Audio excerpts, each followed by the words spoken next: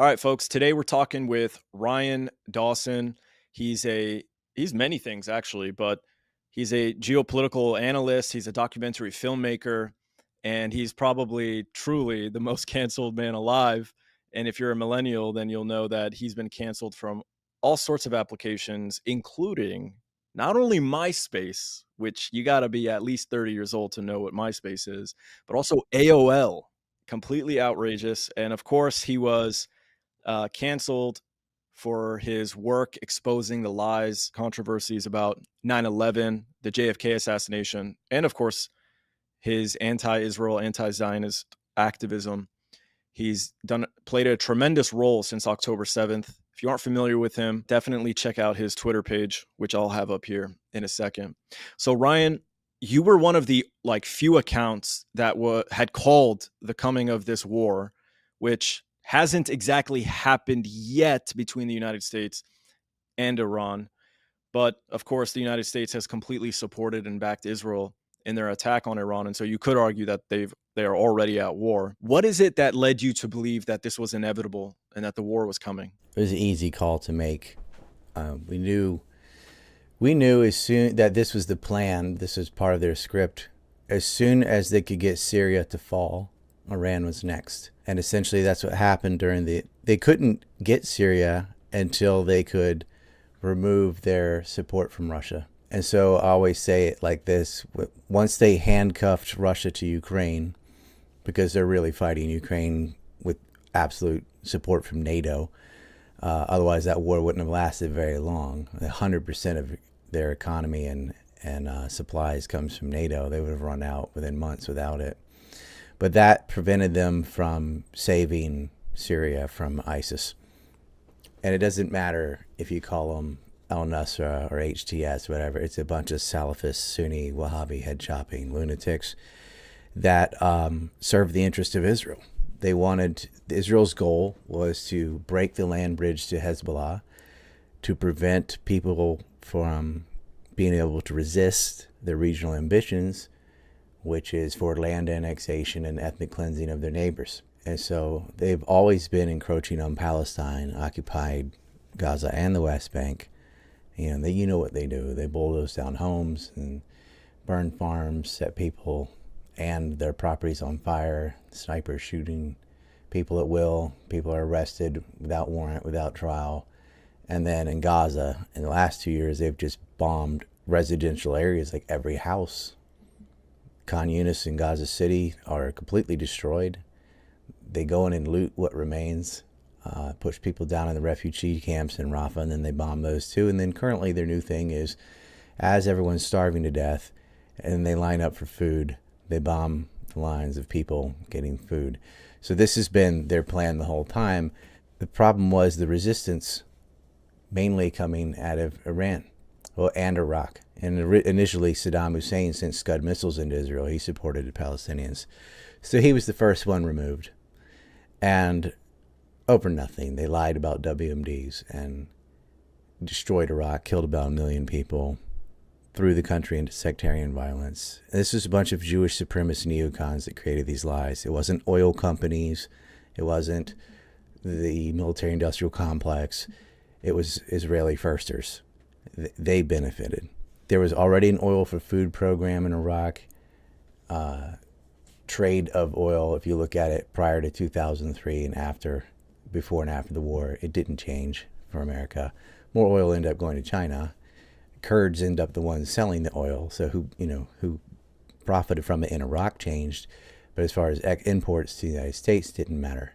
In fact, it was less than before. It wasn't for military profiteering. If you look specifically at each lie about WMDs, lying about anthrax, lying about mobile weapons labs, lying about chemical weapons under Saddam's palaces that didn't exist, lying about a reconstituted nuclear weapons program, which didn't happen, and yellow cake uranium from Niger. It's all lies. It was coming from an office within an office run by a cabal of Jewish supremacists, some of whom had worked for Israel, who wrote policy papers for a foreign head of state, Netanyahu, while they worked in the U.S. government, which is treason.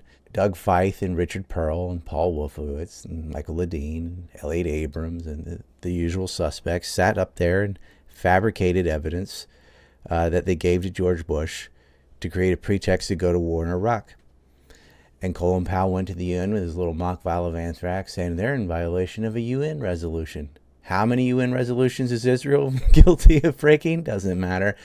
They said that UN Resolution 1441 stipulated they couldn't have WMDs after the first Gulf War, which was also based on lies, babies on incubators rhetoric. And he held up a little thing of anthrax. And this is key because they had claimed that Mohammed Atta, the ringleader who was on Flight 11 that hit the North Tower on September 11th, had received anthrax from senior Iraqi officials in a meeting in Prague. And we know so because the Israelis witnessed it. Turns out the Israelis lied. There was no meeting in Prague. Anthrax was not sent by Al-Qaeda, and Iraq didn't have it either. Pretty tough to witness a transfer of anthrax at a meeting that didn't happen between two parties that didn't have anthrax. It didn't matter because they got their war, and it was too late by the time they genetically traced the anthrax back to our own labs, which out of Fort Detrick, Maryland, which had been stolen in the past by another cabal, Zionist, Philip Zach, Miriam Ripley, and so on, that Iraq has already been decimated. And that was just one of the lies. But it's important to go through the specifics and the individuals that created this, those architects for war, because it's the same ones you'll see again in Syria, the same people you'll see again right now in Iran. So you and the don't same view APAC this. shills like Ted Cruz, he supported all this stuff. You know, he's a prototype of what's wrong with American politicians. He thinks he's fulfilling biblical prophecy. He thinks he's blessed if he serves Israel. He's serving his own wallet is what he's serving. Yeah. But Well, you know, they he's do just being a good little goy. yeah, well, So you don't view him and Lindsey Graham. this in any way, shape, or form as being in the interest of the United States, not even 1%? There's no, they know they are not building a nuclear bomb, and they knew that. They got that assessment as recently as March. Obama had a sort of like Charlie Brown with the football. Here, you can kick it, but he's going to a fake deal with the JCPOA to pacify Iran as they took care of Syria. So Iran's kind of hoping they can get a deal for uranium enrichment. You know, if they have nuclear power, then they can offset the oil and gas they consume on electricity and sell that instead, which gives them surplus, which gets them out of perpetual debt cycles and no more dependency on IMF, But they have these crippling sanctions. Like, why are all these sanctions on Iran? Iran's not a threat to the United States. Well, all these sanctions are on Iran because that's what Israel wants. And they don't have have a program to enrich uranium to 90% to build a bomb. They're religiously against it, and they know that if they were to pursue such a thing, they would get destroyed, nuke themselves, were they to do it. But they did have enrichment, which they allowed inspectors in. They worked with Europeans. But then Trump comes in and just tears up the deal. Iran didn't leave the deal. Donald Trump tore up the deal. So they said, if you're not going to lift sanctions and unfreeze our assets and money, then we're going to enrich uranium because, you know, you left. They go to 60%, which I think was a mistake. But they were doing this so they could bargain that away and get back on the deal. They really, really naively thought, if we comply, the United States will lift these crippling sanctions as long as we are doing what they ask.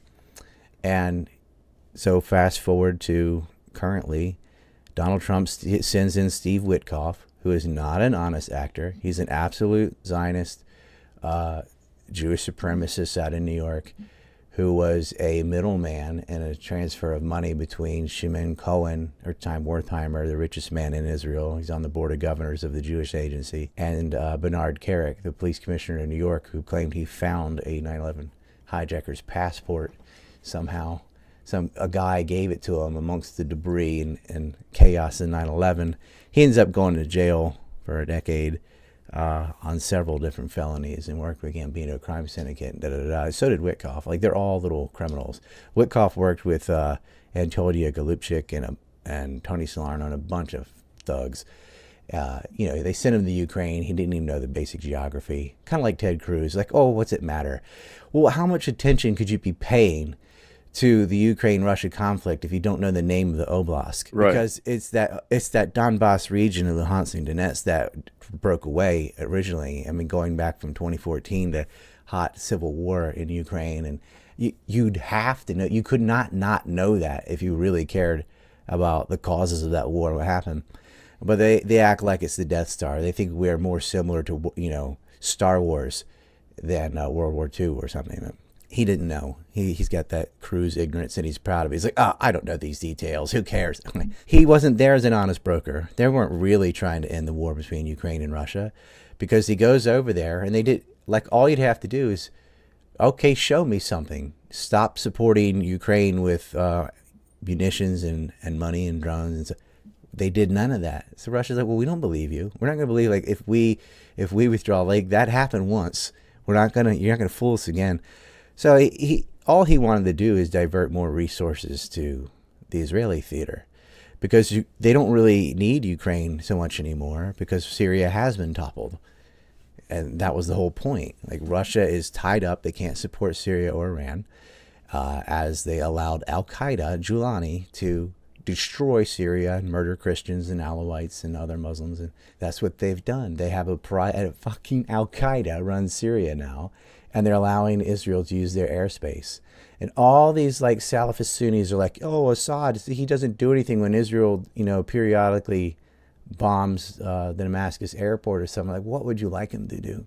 Go to war with Israel too? He can barely handle what he has on his plate. But then Al-Qaeda comes in, and they destroyed all of Syria's air defenses. I mean, within days, because they just let them have it. They took Mount Hermon. They annexed southern Syria. They cut off all access between Iran and Hezbollah will now wither on the vine. And so next on their script was Iran. And it's not just some coincidence that right after they finally get rid of Syria, that now Iran's 5 minutes away from nuclear bomb. Bullshit. Tulsi Gabbard went in and saw that they don't have the capacity. They're not spending centrifuges to make this uranium-235. They know the American public's too ignorant to understand the process of building a nuclear weapon. They don't know the difference between 90% and 20% and 3%. And they did agree with Witkoff, who is not an honest broker. They said, okay, we'll go down to 3.6%, which just keeps the billions of dollars they've already sunk in afloat, at least for energy. And oh no, the Israelis want it to be zero. So Witkoff does agree, and then goes and he talks to his real puppeteers, which is the Israelis, and they said yes. Well, then raise the bar, say zero, Right. and tell them to get rid of ballistic missiles and Right. this and this and this. And I mean, so, Witkoff was taking meetings with the Mossad hours Yeah. before meeting with them, in Rome Yeah. and in Oman, just like, why would you even meet with the Mossad at all? Like, why is that a And normal thing? well, yeah, obviously, and I'll tell you, all they were really doing for the 3.6%, which they were never really agreeing to, was just something they said to get inspectors in.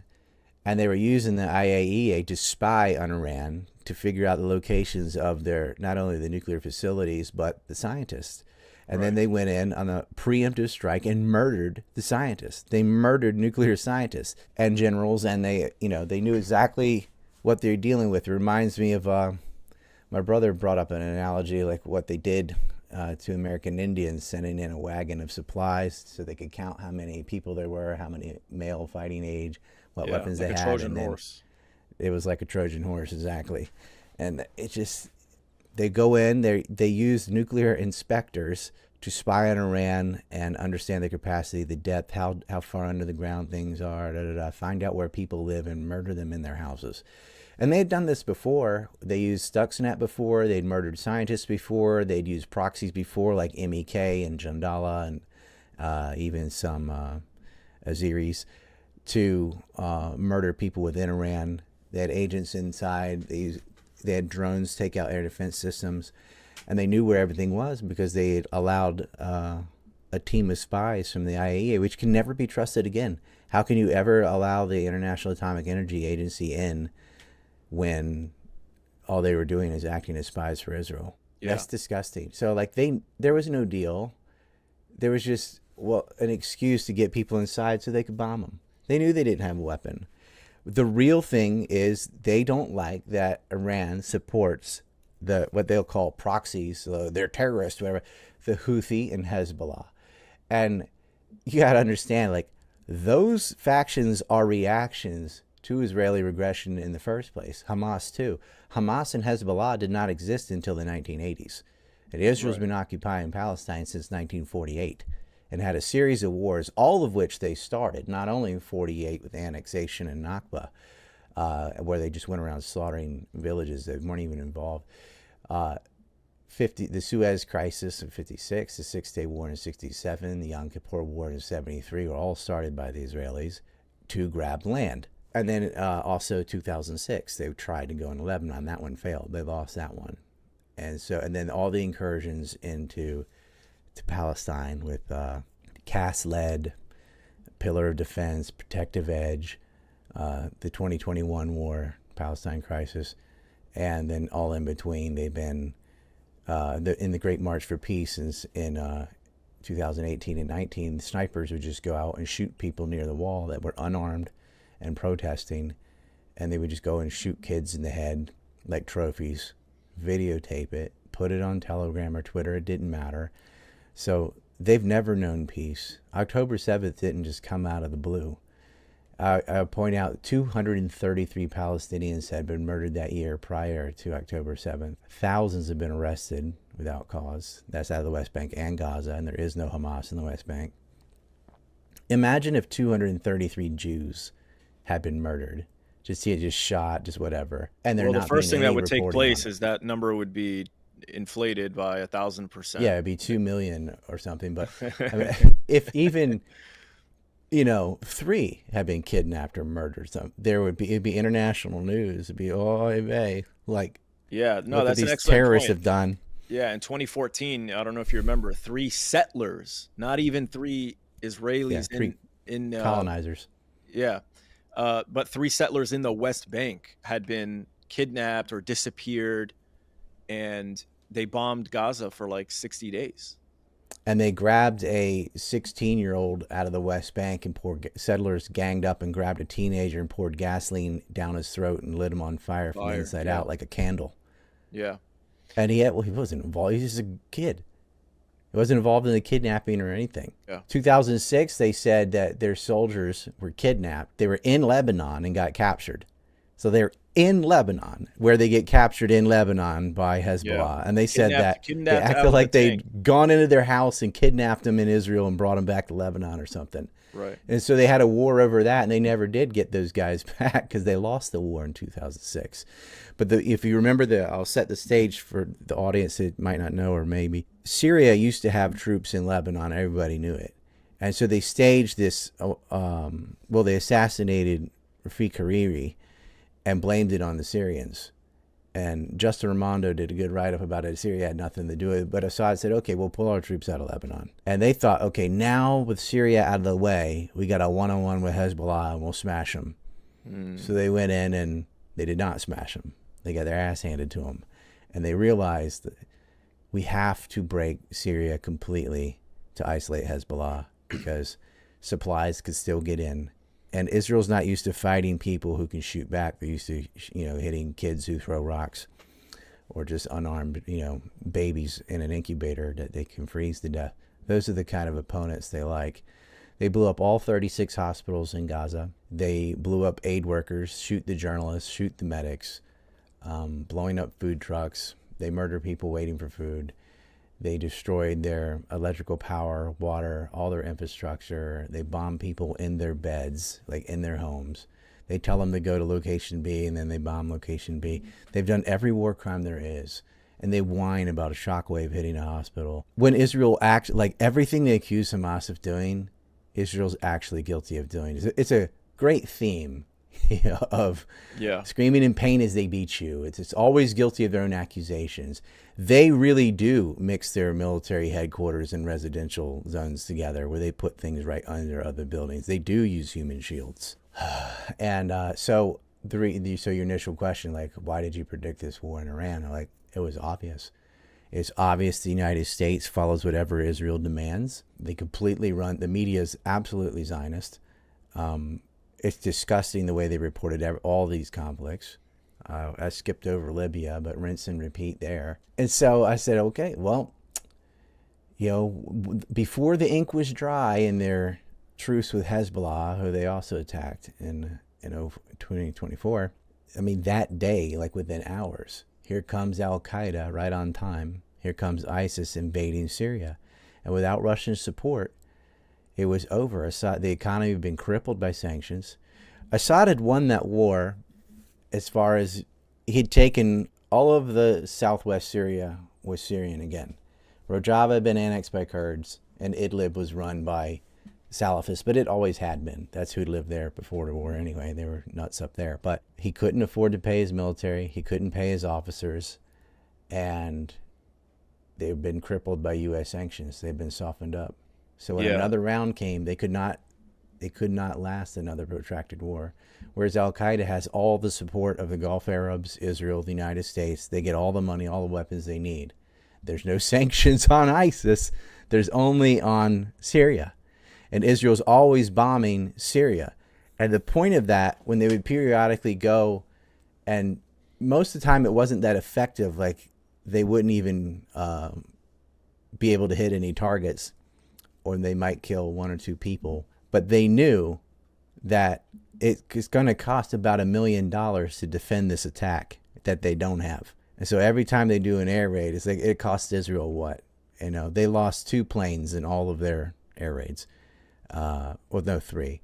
One was just blown up in the air. One was crash landed on a road, and those 2 pilots died. And another one was damaged but landed. So I guess they repaired it. So that's why I said 2. But all the other ones they started firing from further back. They could fire from the Mediterranean Sea even, knowing there'd be enough warning time for most of their Delilahs and Popeyes and glide bombs to get intercepted, but also knowing that they're exhausting the Syrian air defense system and money and missiles that they can't afford to replace because their economy's broken.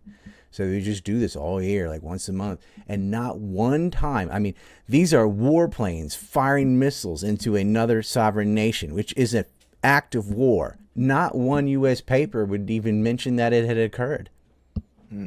Why? You really got to ask that. I mean, we're so used to, well, obviously they're not going to. Well, why not? I mean, imagine if Syria had taken warplanes and fired them into Israel and it not being on the news. There's no way that would happen. They did it over and over again. They softened that up and they handed that country over to Al-Qaeda. Similar thing in Libya. That was a functional North African country that's now run by apes. And so essentially just the kind of people that would shit in their own hand and call it a free lunch. Fucking room temperature IQ, religious fanatics. That the CIA, this is a longer story, but the CIA and co have been fostering cannon fodder with financed hyper-radicalized madrasas and imams intentionally to create this rent-a-terrorist. Like here, we've got a ready supply of morons to go throw against the wall to use in their imperial escapades. And Saudi Arabia has been right up there with the United States in that too, with sponsoring everything from Al-Shabaab to Boko Haram, they're just idiots, and they cause problems all over Africa. But they've got deep pockets. You're seeing it now in the war in Sudan. The UAE is sponsoring the rapid forces with Hamidi, prolonging a civil war that isn't going anywhere, but it ensures the flow of Sudanese gold to the UAE. 90% of the gold being smuggled is going to the United Arab Emirates. I mean, Hamidi and his family members all have accounts in the UAE. So that's what that's about. These Gulf Arabs sponsor terrorism all over the world. So everything that they actually do is what Iran is accused of doing.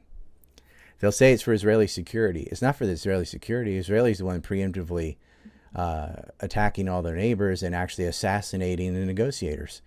The people who were trying to negotiate for peace, Israel murdered them. And they bombed the Iranian consulate in Syria. Remember this. This is what started Promise 1 and Promise 2 back in April and October. And so it all culminates like you knew they were going for Iran.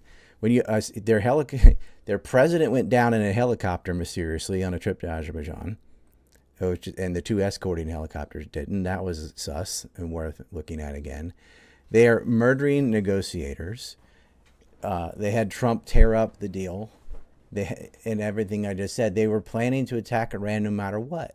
Netanyahu's been saying they're 6 months away from a bomb for 20 years. And so suddenly, Trump, he's got hardcore Zionists, Christian Zionists in his cabinet, and he's got that Adelson money and that Ackman money and the carrot and the stick, with the blackmail isn't just Epstein, it's violence. It's do it or we'll blow your head off. And right. He already got shot in the ear. So he's complying. He's good going now. Because if you remember, Trump did end aid to Al-Qaeda back in 2017. And it was the moment America stepped out is when Assad started getting victories in Daraa, Palmyra, Deir ez-Zor, Hama, and even Aleppo. Like, all that had to happen was cut off the flow of arms and money from the United States. And these terrorists lost. They can't fight on their own. But look at the 180 he's done. Well, very well said. Ryan, thank you so much for taking your time to be with us today.